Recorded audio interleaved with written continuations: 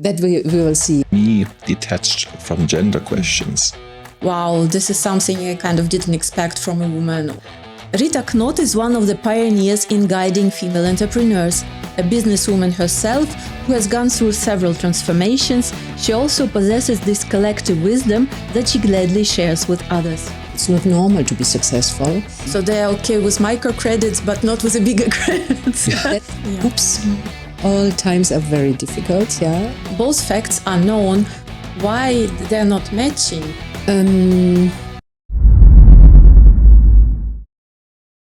Rita, nice to see you. I'm very glad to be here. Thanks for the invitation. Good to have you. Hi. Thank you. And my first question, there are hundreds of women that, so to say, passed through your hands. Could you single out one or several conditions or some aspects that single out women that made it or that build successful businesses? Yeah. I think, first of all, the word successful needs to be defined. Successful. But we heard that in the previous. I'm quite sure. Because if you define, especially here in Luxembourg, quite materialistic country, by a certain turnover and a sort of taxable income, I would say a minimum would be, 200,000 euro per year. In turnover, and that makes maybe half of it as a taxable income, 100,000 or something, which is not so much with salary structure in Luxembourg. People are normally very well educated who become entrepreneurs. So if we have this as a criteria, don't have the exact statistics, but as an entrepreneur, you don't get rich. Yeah, let's say those women I have accompanied mostly start their business in services they have been employed with perhaps, and then they dare to start their own business. They are single entrepreneurs or just have perhaps one employee. So, it's more to live a vision. It's more to get something into the world. The why they are doing that is very important. And so if success is more about have they achieved and realized a vision and a dream? I thought more about the women that stayed in business, who managed to keep going, As entrepreneurs. Yes, who just didn't give up. Yeah. Who didn't give up. I think I still have to get some more facts in there because I did the statistics today again. In the last 14 years, I've accompanied, for the first contact with business ideas, some 226 ladies. 141 I have accompanied in the first phase. Yeah. Wow. And 69 have started their business. Yeah. One has started with 2 employees, so 70 jobs created in 69 businesses. And I think now, after 14 years, more or less, I would estimate some 27 are still in business. Mm-hmm. So we talk about 15-17% after 10, 14 years or something. So if I look on those, the average age is perhaps 52 years. So 52 years. 52 years. Wow. I have had some at the age of 19, 20, but very few. And then many more as a sort of a second career when they had already, a certain deadline of a pension to be paid in 5 or 10 years before them. And why have they been successful? Now we can come to the criteria. I think, first of all, they need to have 2 criteria. That means they need to have an entrepreneur spirit. Mm-hmm. That means they don't take no as an answer, but still they should have a sort of relevant business idea. Because just to be up on cloud 9 and to think, this is something I would like to bring, like being in love, is not enough to start a business. Exactly right. And then they need also to be able to calculate, because to do a serious business plan and, have a market research about, is it really, the project, feasible. Can it fly? Is it feasible? And they should have done also some pilots, I think, to try out. Very often these women had already during their employed job in corporate life started, kept sort of as a potato, secure income, very well nourished their employed job, and started already as a side activity their pilot business, and only then switched. Yeah. But you mentioned the average age of 52, correct? So because I'm in that age group, and so is my wife, and our kids are now full age. Is that maybe also a potential driving force, apart from the purpose-driven, more fulfilling business life, that the kids have reached a certain age and there was something missing in their certainly successful but employed career? Yeah, definitely. I think this is a huge criteria, because there's also the right moment to start the business. Yeah, and if you are just a young father or mother of, I don't know, 2 kids or something, if you're not ready to work 50, 60 hours per week the first years, I don't think it will work.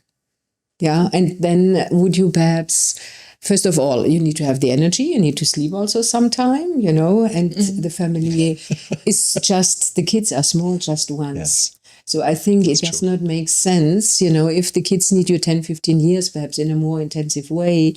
And if this is really the time also where you start your business, I think it's like an additional twins, not only 1 kid, but 2 kids to start the business. 100%. I don't know how you see that now. But when I look into other statistics than you shared, in totally apart from any gender aspects, 90% of all businesses typically fail within the first 5 years. So already what I hear there is quite an achievement.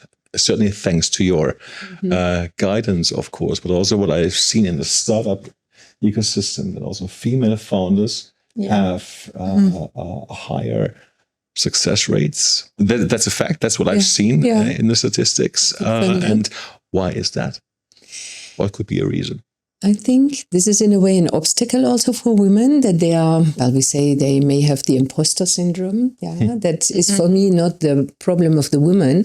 This is socialization issue, that we don't have so many role models of female entrepreneurs or women in leading positions, very successful. If you don't have at least a third, 33%, then it's not starting to be a norm. It's not normal to be successful, and then it's quite difficult. Yeah. So this is one thing. And on the other side, I think the risk appetite is perhaps bigger for male entrepreneurs. And so that means... That's also cultural, right? So that's also cultural. More ready to take risks. And they also kind of, when they are small, the boys are more often told that they should try things, whereas girls no. Well, I've seen business constellation where a little less testosterone would be overly helpful. Absolutely, absolutely. And the... sort of obstacles for women are perhaps, at a way, a certain security belt, that women may not start. They are perhaps not so eager to just do it and just try it. They think twice, 3 times, and maybe they don't do it. Yeah. And the statistics you quoted, I can confirm that. Also, we work together with a French association, and there are many structures, like I'm the antenna for Luxembourg, and they have 14 structures, and I have regular exchange with them. And even though in France there are, I think, 42% females amongst the entrepreneurs, in Luxembourg we have 19 or 20%, so it's much, much lower in Luxembourg.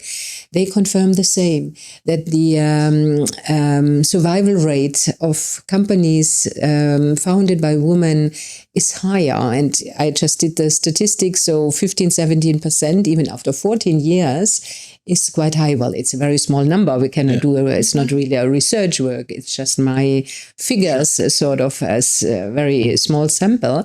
But I think women are more careful. If you think about microcredit, it's not any business I'm doing, but there are a lot of microcredit, microfinance issues. And I've heard from these organizations that they prefer to borrow money to women because they can have a better way of householding, budgeting, and everything. I can confirm that because I've been active in several African countries, sub-Saharan countries, and it's amazing. 100% what you said. This microcredit business amazing to empower women on the ground. And what you just mentioned, 100% true. It's rather the female that make it after all. Yeah. On the other side, success, again, is it a money thing, a figure thing?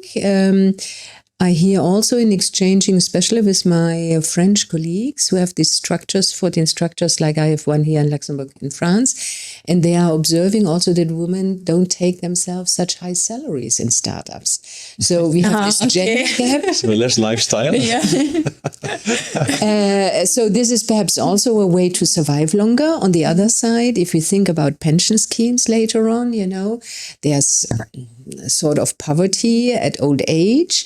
This is perhaps more an issue than for women. So is it really a good thing that women don't pay themselves or don't foresee in the budget so high salaries? It's a question mark I would like to raise. But this is very interesting aspect, I think. So I didn't know that. I don't know if you knew that women try not to pay themselves. But there is one more interesting thing. I think in our conversation before the recording, you mentioned that you noticed that women who kind of successful, they have this rebel spirit. They're rebels. How did you notice that? Can you give us example or something? Mm-hmm. Mm-hmm. Yeah, I saw this already in corporate life that because, I'm born 1959, so I'm 65 now, so there are quite some decades I'm observing and exchanging with other successful women. You mentioned this rebel.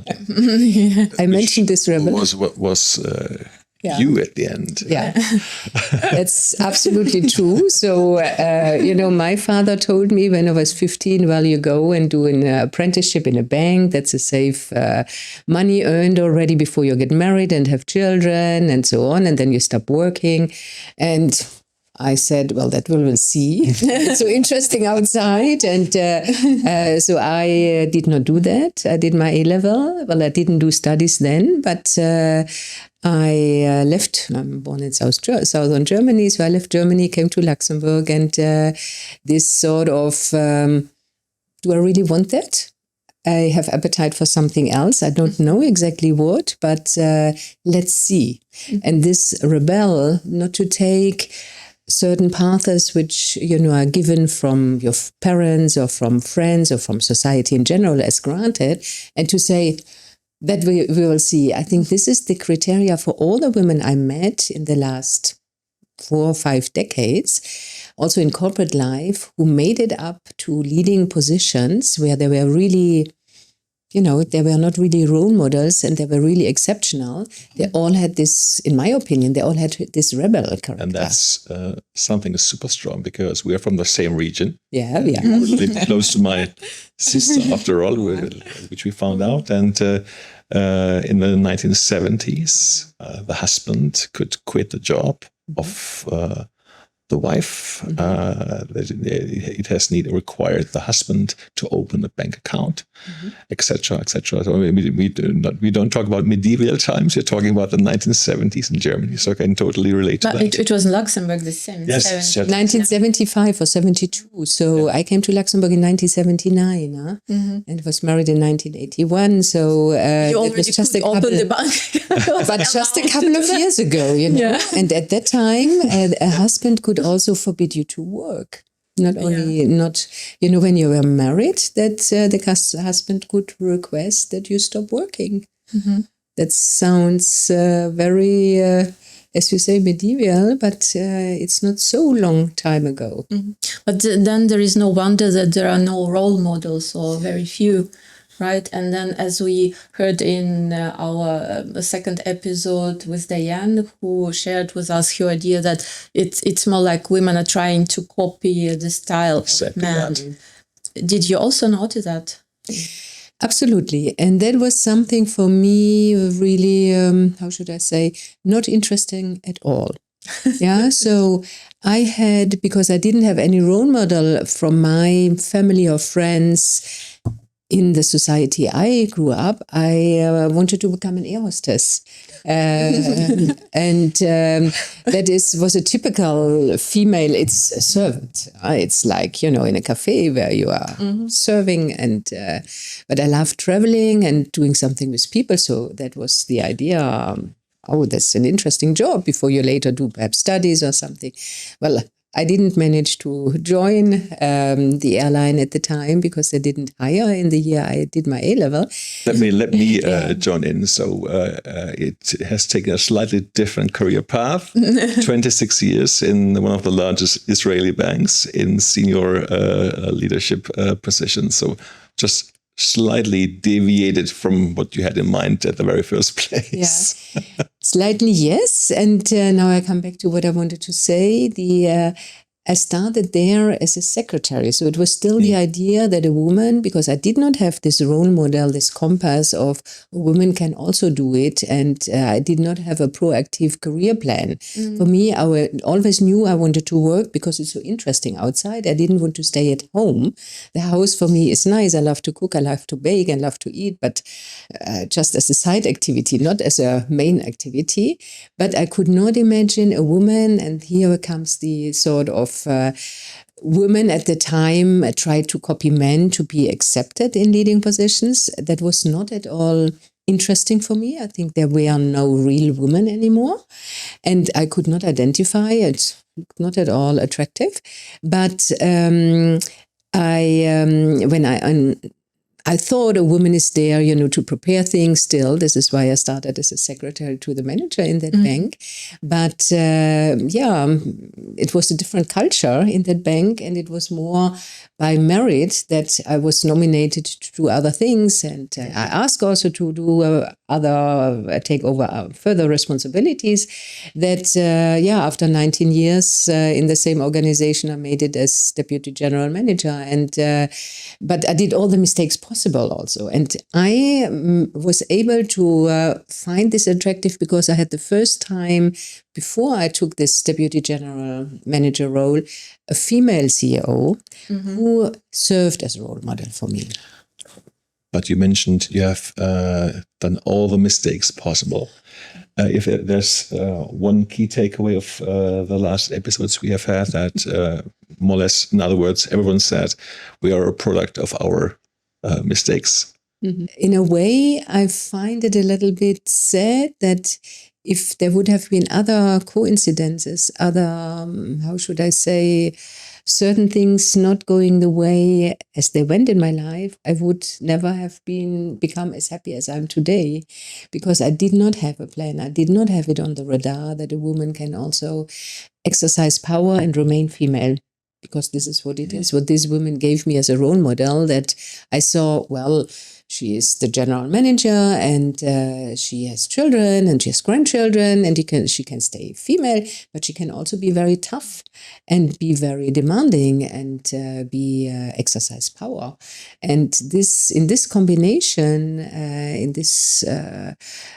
how she lived it was the first time it became attractive to me to remain a woman and to have a powerful position. I think it's you, of course, feel free to correct me if it's a wrong perception, but also, of course, as you worked for one of the largest Israeli banks, and the culture itself, so where women serve in the military, in leadership positions, nowadays even in combat, but also in intelligence and tech units, certainly more empowering to land such a great career as you did. Absolutely. Yeah. Was there any moment where you noticed that, or can you remember the situation when you said, wow, this is something I kind of didn't expect from a woman, or it never came to me in mind that a woman can be leader and female and everything together? I think it was not a specific moment, but it was the attitude in general, that she took her leading role very naturally, and she did, as one of the 9 expat managers in that bank in 26 years, and she was, I think, the 6th, yeah. So I had other male leaders seen before. Some I found very successful, some less. And she had a very specific style. So I think she was more developed in soft skills. And sometimes she invited me and my husband Friday evening for dinner, and then we danced together and sang together. And then Monday morning it was again Mrs. Knott, and you have to do it. So she had this nice combination and this posture that it came very naturally. But I'm curious to understand, so what can we men do to empower women? Very often women have their self-perception, their perception of themselves differently, much lower self-esteem than from the outside perspective. So I think to borrow the male perspective in a very authentic way and translate, and as a mentor, that can be very powerful for a woman. Yeah. I think both are important. In a way, female circles are important, that women can also mirror themselves with other women and can see, okay, this woman has more or less the same thoughts or the same restrictions, or thinks has the same restrictions, and then I'm not alone. So this is already a huge relief. And women very often think they need to have all on their own shoulders. So, okay, we can support each other. So we call our initiative the Young Girls Club, in opposition of the Old Boys Network informally, because I think it's a certain sisterhood. It's not a religion or something, but a certain sisterhood spirit is important.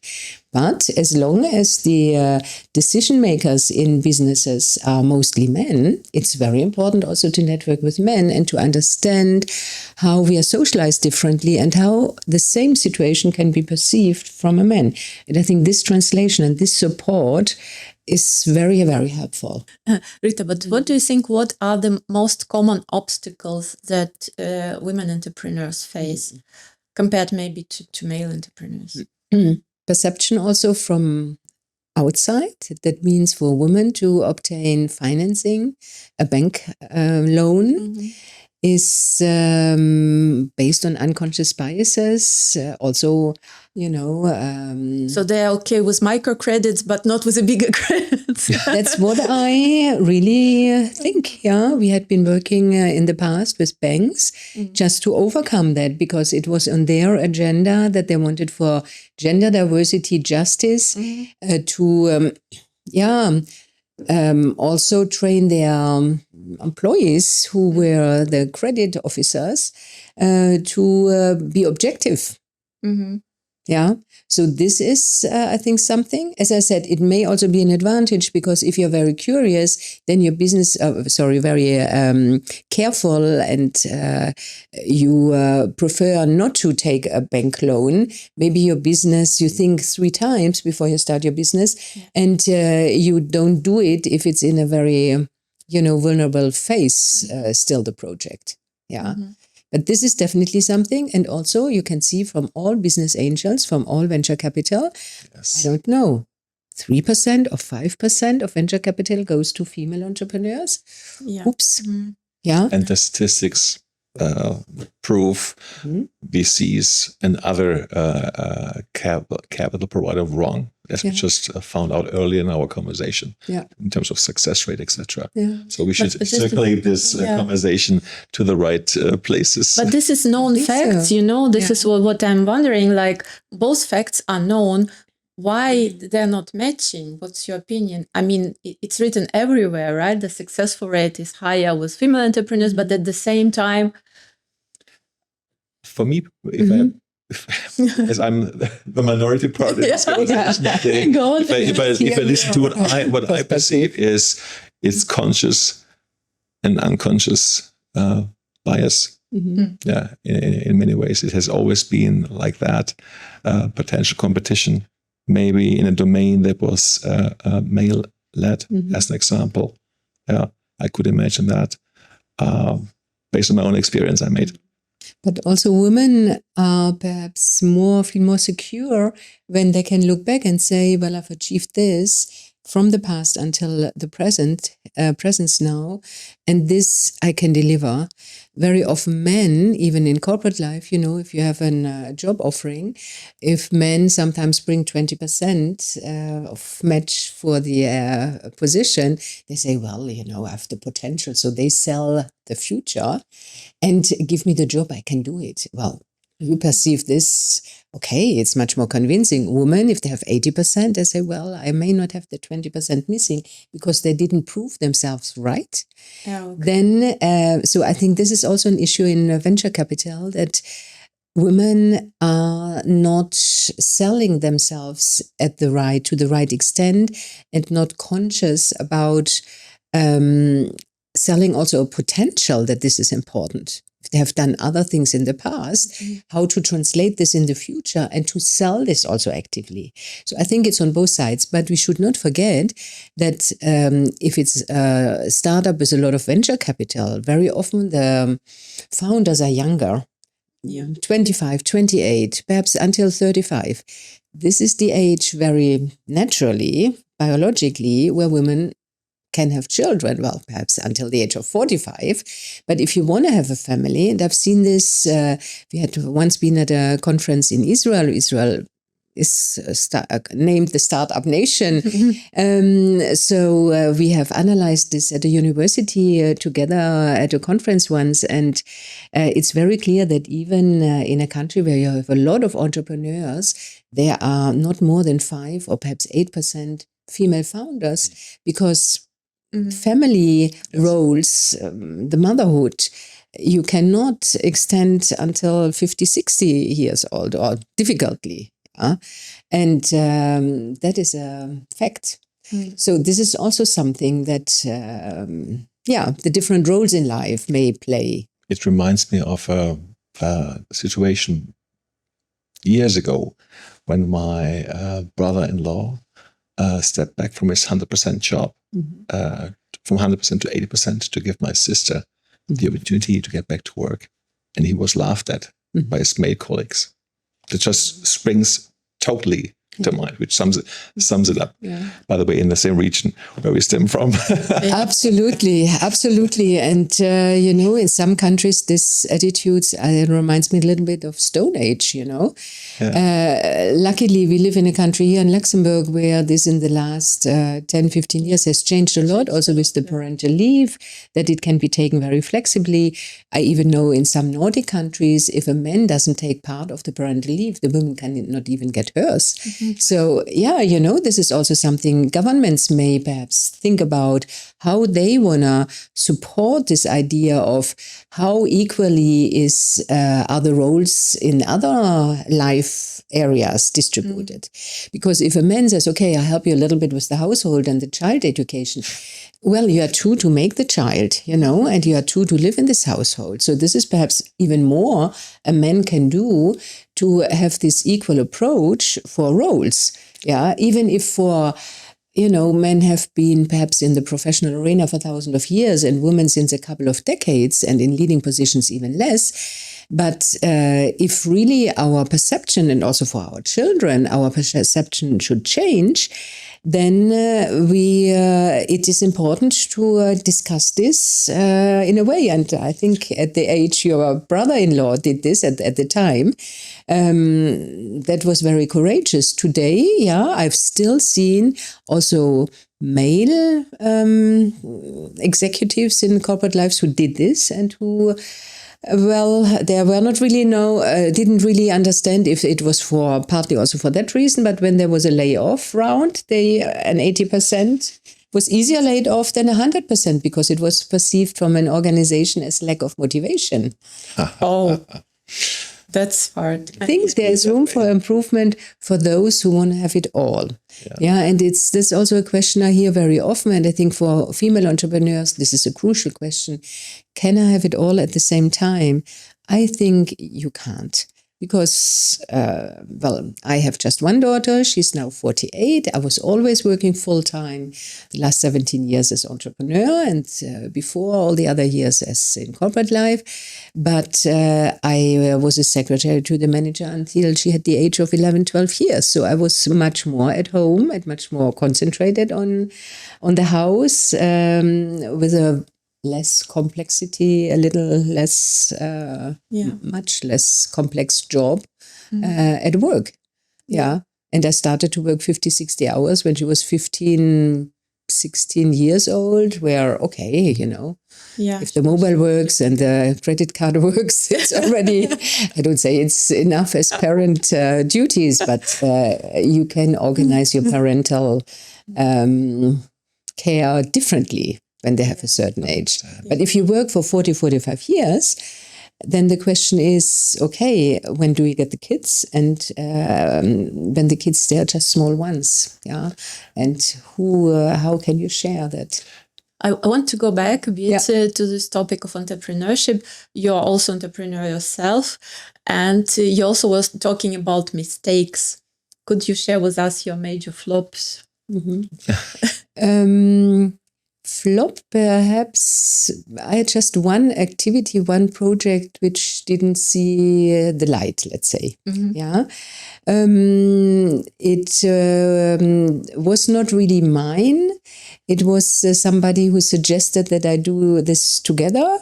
And I said, well, okay, yeah, could be good, but I was not really passionate about it. So I started the business, and after a certain time, my really very much purpose-oriented other activities were more important for me, and finally I did not continue that. Yeah, so it's not really a flop, but it's something which never saw the light, and it's a pity to have invested energy and travels and some money in something which. So I think this is a lesson learned for me that I think so you need to be passionate always. Yeah, as an entrepreneur, the why you do things, I think is the most important. Yeah, so. But this is just from a project, from a business idea wise.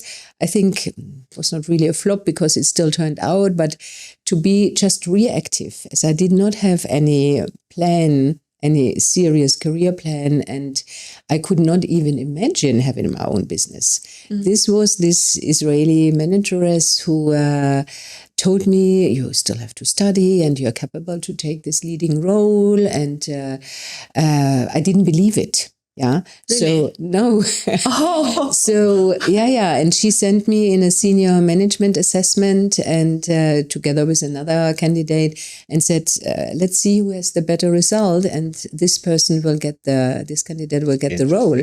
And it turned out I had the better results. And then I said to myself, okay.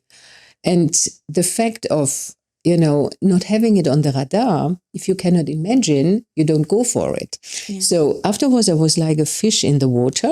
And I'd even dared to start my own businesses based on that. But if I would not have had her and also another informal mentor, I would have never seen that. And what a pity. I think she carried me even. Yeah, in a way, because I didn't believe it. And she didn't even talk about it. She did all my PR and self-marketing. And because she found also interesting for the company and also for herself that I could be an asset for her. And when the time was right, she said, now you will apply for the job. I said, no, I don't want to be in competition with somebody else who wants the job already. Then this person will be jealous or something. I don't want to have bad emotions. So you see, this is that's perhaps also a sort of a flop.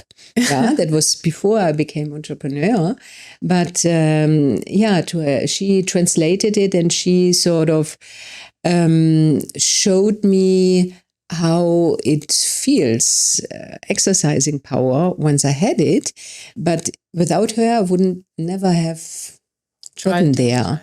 Interesting. Yeah. But speaking about, you also mentioned mistakes that you did as an entrepreneur. What are most valuable mistakes that you did that you said, okay, that was worth it, So I learned so much that it was worth that.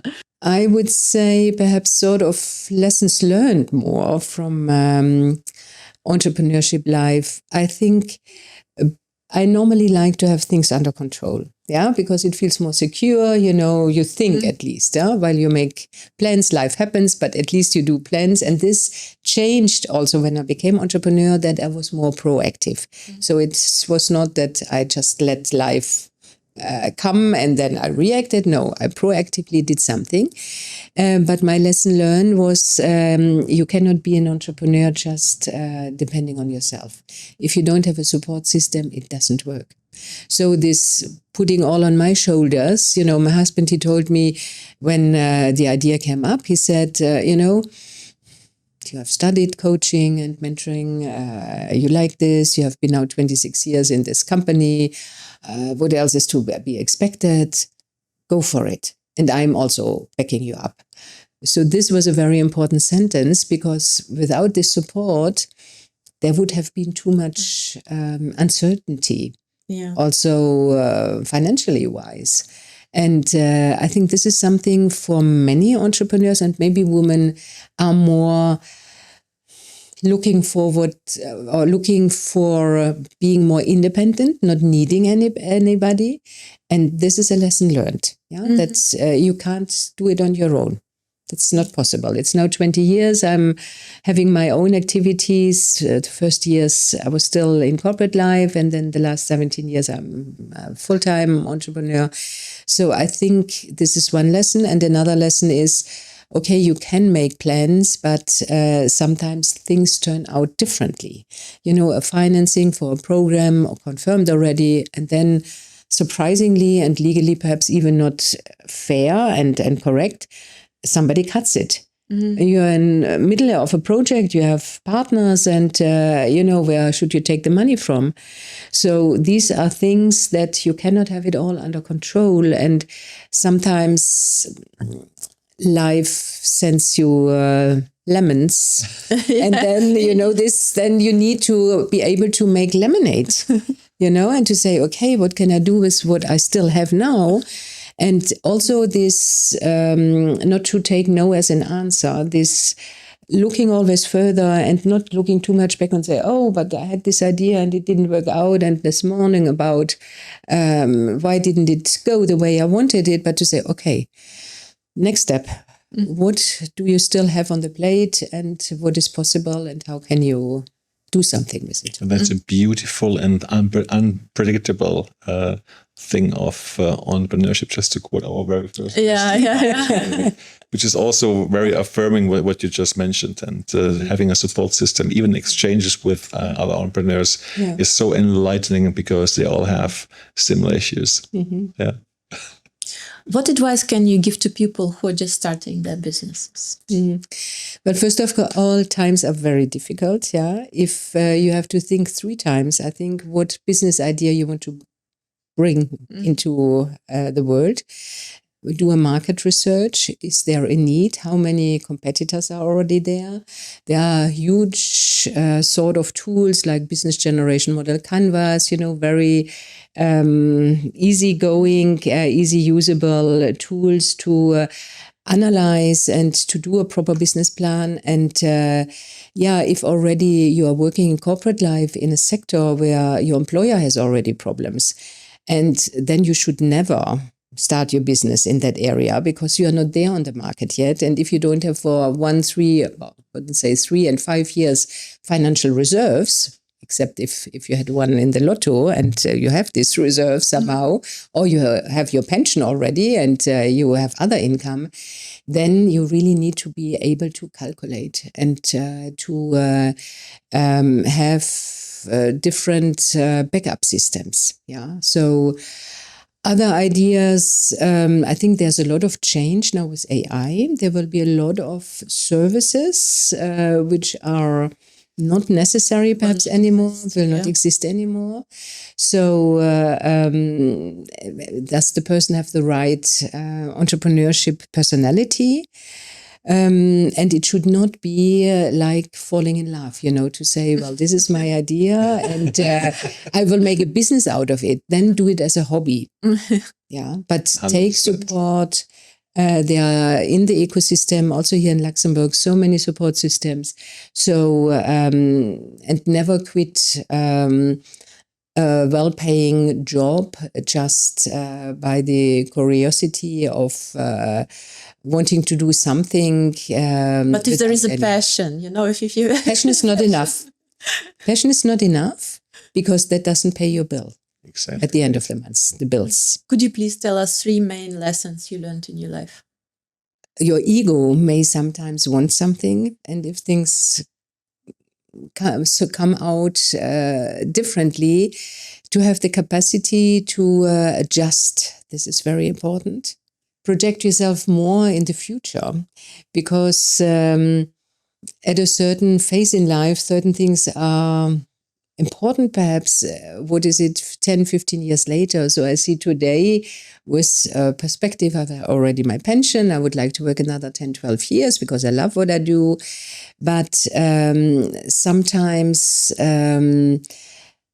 take time as a resource and not as a stress factor, to accomplish what you want to do. That's perhaps there is this exercise of visualization, how I see myself in 10 years. So this is kind of the thing you would suggest to do. Right?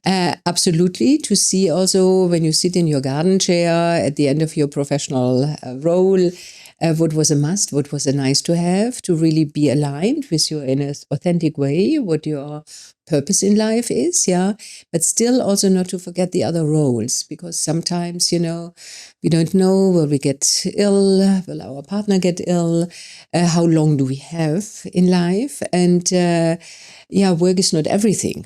Yeah. So to have a certain balance, that's also something, just trying to get a little bit differently my balance now at my age. But it's an ongoing topic.